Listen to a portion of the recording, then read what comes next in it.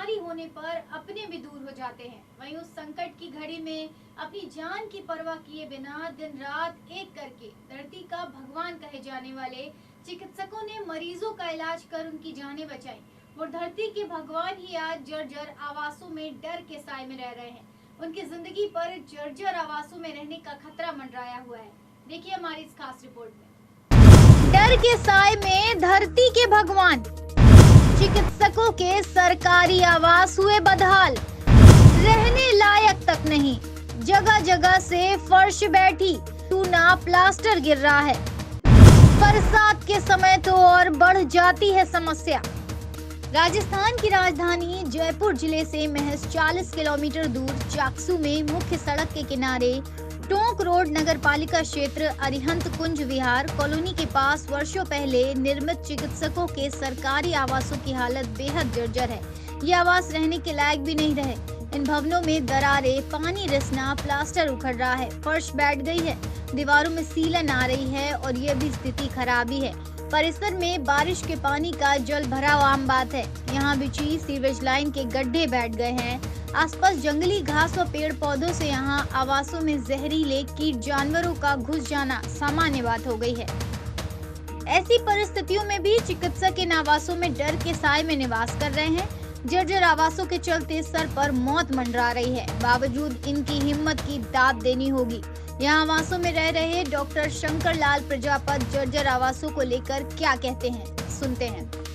Government doctors quarters को बने हुए 10 साल हो गए, लेकिन 10 साल में एक बार भी मरम्मत नहीं हुई है। इस कारण इनकी स्थिति जर्जर हो गई है। स्टाफ बार बार इनको छोड़ के चले गया है, क्योंकि बारिश के टाइम पे इनकी हालत और भी ख़राब हो जाती है। नींव में पानी जाता है, नींवें धसी हुई हैं और इनके लेटरिन बाथरूम के गड्ढे हैं वो भी धसे हुए हैं। इस कारण से स्टाफ को बहुत परेशानी का सामना करना पड़ता है।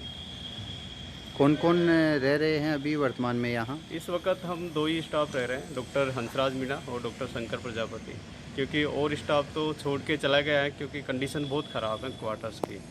हमने लिखित में भी पहले दिया हुआ है सार्वजनिक निर्माण विभाग को, लेकिन अभी तक और कोई कार्रवाई नहीं हुई है। तो बारिश के समय में क्या स्थिति रहती है? बारिश के समय में जब ज़्यादा बारिश आती है तो पूरे कैंपस में पानी भर जाता है। पानी भरने के कारण नींवें बिल्कुल ऐसे लगती हैं कि गिरने वाली हैं। जो नीचे के क्वार्टर्स हैं इनकी तो हालत बहुत ख़राब है और इनके जो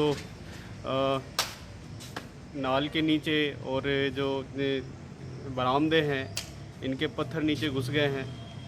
कई बार तो हमने हमारे खुद के पैसे दे के इनको सही करवाया है और कुछ टाइम हमने हमारे जो जिन क्वार्टर्स में हम रहते हैं उनको भी कई बार हमने खुद ने पुताई करवाई है, लेकिन किसी ने भी सुना नहीं इस चीज़ के बारे में। इस पोजीशन में आप यहाँ रह रहे हैं, बारिश के टाइम में पानी भी टपकता है और दीवारों से में सीलन भी आती है, तो आपको कैसा महसूस होता है? परिवार वालों को और आपको? डर महसूस होता है। जब बारिश के टाइम में पानी भर जाता है तो हमें डर महसूस होता है कहीं गिर न जाए, तो जान माल के नुकसान का डर रहता है।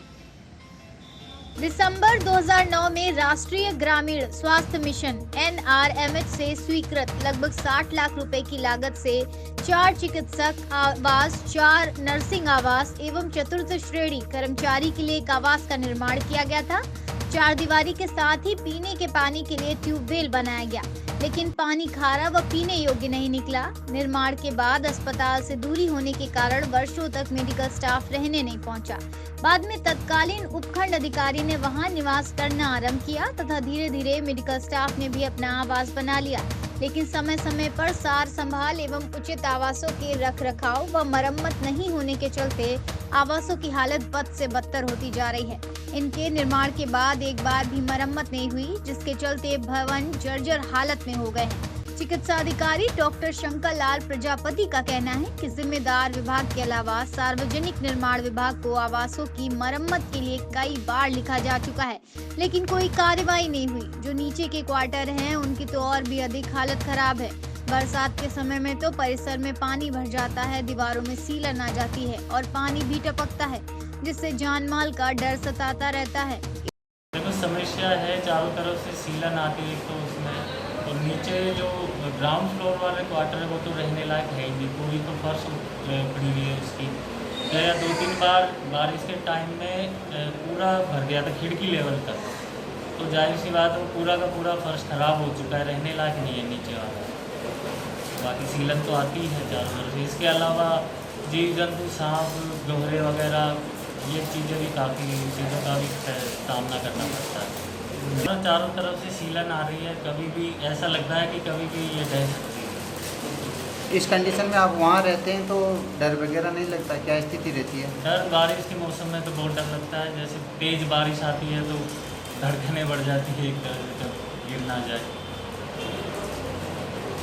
इधर डॉक्टर ऋतुराज मीना का कहना है कि चाकसू में जो क्वार्टर बने हैं उनमें 4 क्वार्टर चिकित्सा अधिकारियों के लिए, 4 क्वार्टर नर्सिंग स्टाफ के लिए व 1 क्वार्टर वार्ड बॉय के लिए बनाया गया है, जिनमें से डॉक्टर शंकर प्रजापति व डॉक्टर हंसराज मीना वर्तमान में वहां निवास कर रहे हैं और 2 नीचे वाले जो क्वार्टर हैं उनको हमने खाली करवा दिया क्योंकि उनकी दीवारें भी जीर्ण शीर्ण अवस्था में हैं और जर्जर हालात में होने से वह रहने लायक स्थिति में नहीं है।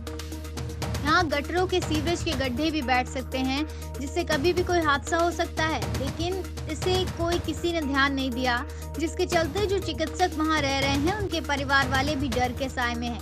विभागीय अधिकारियों व सार्वजनिक निर्माण विभाग को कई दफा लिखित में अवगत करा दिया गया है। वहीं क्वार्टर में रहने वाले चिकित्सक हंसराज मीना का कहना है कि पिछले साल बरसात में आवास परिसर में बरसात का पानी खिड़की लेवल तक भर गया था, जिससे सीलन आकर नीचे का फर्श खराब हो गया और कई जगह से बैठ गया।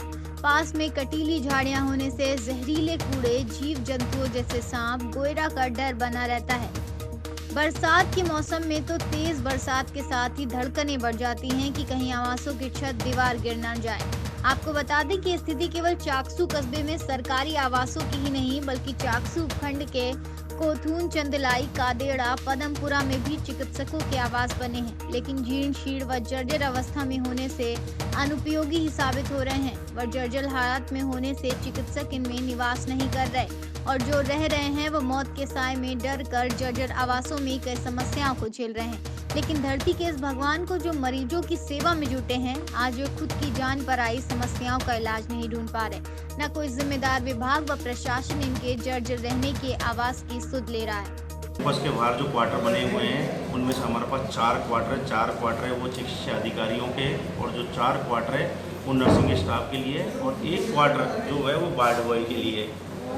4 जो चिकित्सा अधिकारियों के जो क्वार्टर है उनमें से 2 चिकित्सा अधिकारी डॉक्टर शंकर प्रजापति और डॉक्टर हंसराज मीना भी फिलहाल निवास कर रहे हैं। 2 नीचे वाले क्वार्टर हमने खाली करा दिए क्योंकि दोनों क्वार्टरों की जो फर्श है वो बैठ चुकी है, उनकी दीवारें भी जीर्ण शीर्ण अवस्था में पड़ी हुई है और वो रहने योग्य नहीं है।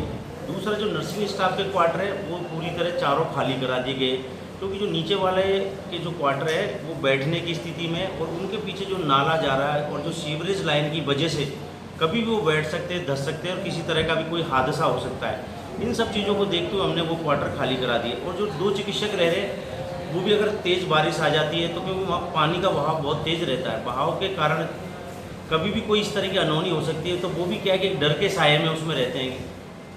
दूसरी चीज़ क्या है, हमने इन क्वार्टरों के लिए समय समय पे उच्च अधिकारियों को भी और जो हमारे मेडिकल हेल्थ का जो सार्वजनिक निर्माण विभाग है उसके अधिकारियों को भी अवगत करा दिया, लेकिन आज तक किसी तरह की कोई कार्रवाई नहीं हुई क्योंकि जो चिकित्सक वहाँ रह रहे हैं उनका HRA के साथ एक मेंटेनेंस का भी पर मंथ का खर्चा कटता है कि ताकि वो उनकी रिपेयरिंग हो, लेकिन इस तरफ अभी तक कोई ध्यान नहीं दिया गया है। अभी भी हमने चिट्ठी लिखी, पूर्व में भी अभी उच्च अधिकारियों को अवगत कराते रहते हैं। इसी के साथ आज के लिए बस इतना ही और अधिक खबरों के ताज़ा अपडेट्स के लिए आप देखते रहिए अतुल्य राजस्थान।